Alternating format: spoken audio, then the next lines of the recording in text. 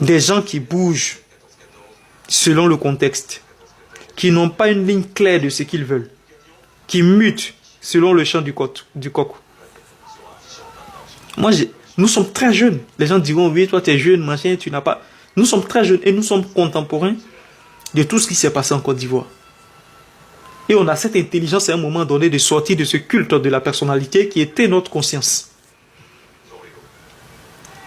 Nous sortons de ce culte de la personnalité là, cette folie Gbagbo là. Nous sortons de là pour analyser les choses, pour comprendre les choses. Parce que nous sommes tous allés à l'école. Nous sommes tous allés à l'école, nous sommes tous diplômés. Plus diplômés même que ceux-là même qui sont souvent à la tête même de certains partis politiques. Donc on a aussi notre conscience, notre quotient intellectuel pour réfléchir. Pour comprendre où est-ce qu'on va, dans quelle direction on nous mène, dans quelle trajectoire on me conduit. Parce que quand il y a cabale politique, ceux qui perdent la vie, ce sont les militants. C'est l'Ivoirien qui n'arrive même pas à manger 2 fois dans la journée. C'est lui qui perd sa vie. Le jeune Toussaint Alain Kofi qui était assis dans son campement, qui ne savait même pas ce que c'était la politique, on lui a dit de sortir pour aller manifester contre le 3e mandat. Qui est sorti, il a été décapité. Lui, qu'est-ce qu'il devient aujourd'hui? Qu'est-ce qu'on fait de lui? Qu'est-ce qu'on fait de sa mémoire? Qu'est-ce qu'on fait de sa mémoire? Le jeune est parti, qu'est-ce que vous faites de sa mémoire? Toussaint Kofi est parti, c'est fini. On passe à autre chose. Mais voilà la maestria d'Ousmane Sonko quand il sort de prison. Ousmane Sonko était plus populaire que Diomaye Faye. Quand il sort de la prison, il dit, bien vu que je suis populaire, c'est vrai que je suis populaire. La justice m'a condamné illégalement. Je suis sorti. Ousmane Sonko pouvait demander aux manifestants d'aller manifester pour qu'il soit candidat aux élections au Sénégal. S'il avait vraiment cette ivresse du pouvoir là, s'il y avait ce culte de la personnalité sur lui, c'est-à-dire tout doit forcément passer par lui. Si ce n'est pas lui, rien d'autre ne doit prospérer à côté. Tout doit passer par lui. S'il avait cette ivresse du pouvoir là, s'il était aussi narcissique, il pouvait dire non, tant que je ne suis pas candidat, il n'y aura pas d'élection. Il n'aurait même pas apporté son soutien à Diomaye Faye. Mais Ousmane Sonko fait preuve d'une maestria politique. Un jeune, hein? Il fait preuve d'une maturité politique. La maturité, la sagesse ne se compte pas par le nombre d'années qu'on a vécu sur la terre. Il dit aux Sénégalais, j'apporte mon soutien à Diomaye Faye. C'est lui qui sera le candidat. Mon ambition personnelle peut attendre. Coûte que coûte, les hommes passent et le pays reste. Je serai candidat un autre jour. Mais cette fois, compte tenu des circonstances, compte tenu de toute cette cabale politique à mon encontre, je sors de la prison et je ne peux pas prétendre à la magistrature suprême. Mais voilà Diomaye Faye qu'il faut mettre devant.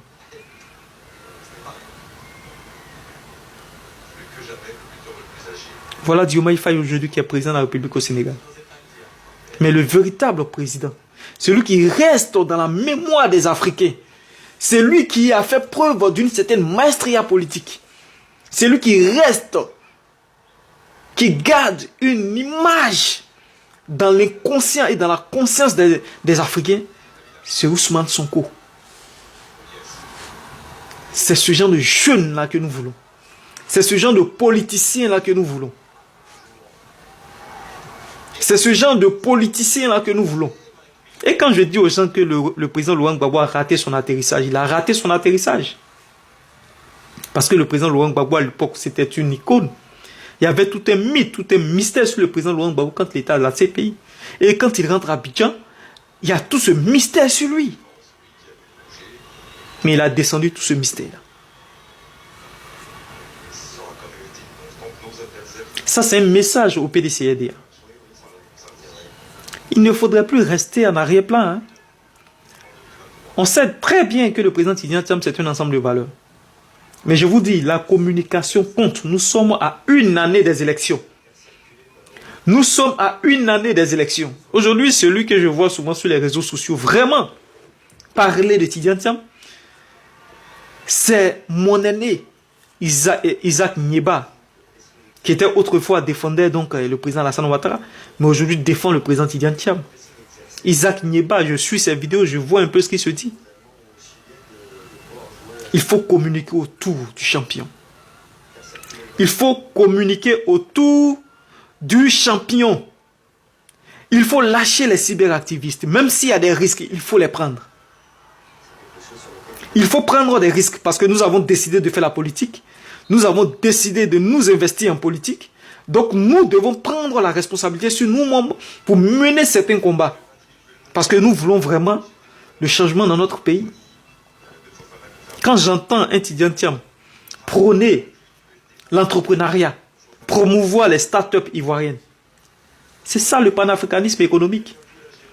Quoi de meilleur que ça? Quoi de meilleur que ce panafricanisme? Certains veulent forcément l'entendre sur la question du franc CFA, mais c'est pas à pas.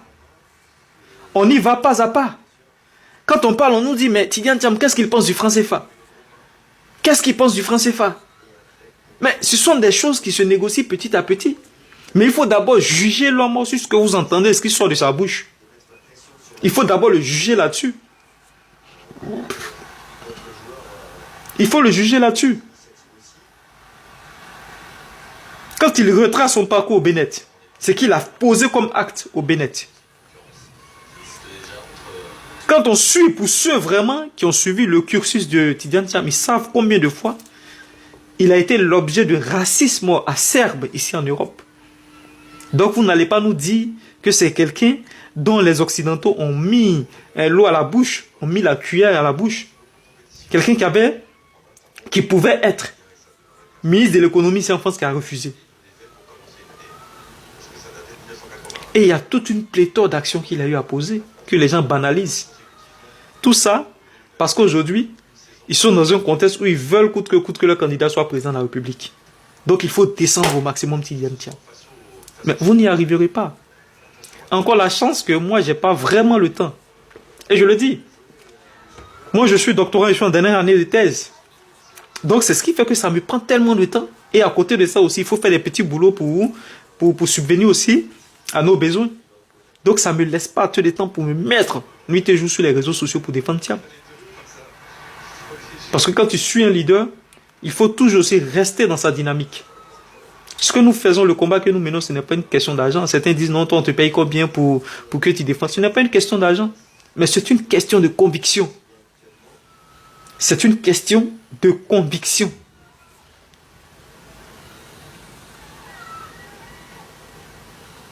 C'est une question de conviction. J'ai collaboré avec nombre de cyberactivistes dont je tairai le nom. Il y en a d'autres même que j'ai aidé même à promouvoir ici leur visibilité sur les réseaux sociaux. Mais moi, je restais toujours en arrière-plan. Mais pour ce monsieur-là, on va tous se mettre sur les réseaux sociaux aussi pour le défendre. Donc l'alliance avec le PPAC, qu'on nous définisse vraiment le contenu de cette alliance-là. On veut voir clair.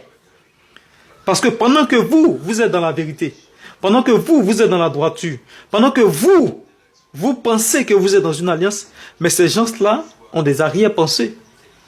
Ces gens-là émettent encore des préjugés négatifs sur votre leader, sur notre champion. Et ce que j'ai entendu ce soir-là, les propos que j'ai écoutés, dont j'ai été témoin, ne me laissent pas le droit de rester en arrière-plan en ne les dénonçant pas. Parce que la même posture qu'ils avaient adoptée avec les gens du DPS, dans laquelle aujourd'hui ils sont dans un amour purement hypocrite, c'est dans cette même posture qu'ils veulent déporter l'alliance PDCRDA qui doit être unilatérale. C'est l'alliance PPACI-PDCRDA doit être une alliance unilatérale et non pas profiteuse pour les deux parties. Je ne vais pas être long. Cette vidéo sera séquencée en 10 minutes, en 4 parties de 10 minutes. Et donc sur ce, partagez massivement cette vidéo pour que tous les cadres du PDCRDA l'écoutent. Je vous remercie.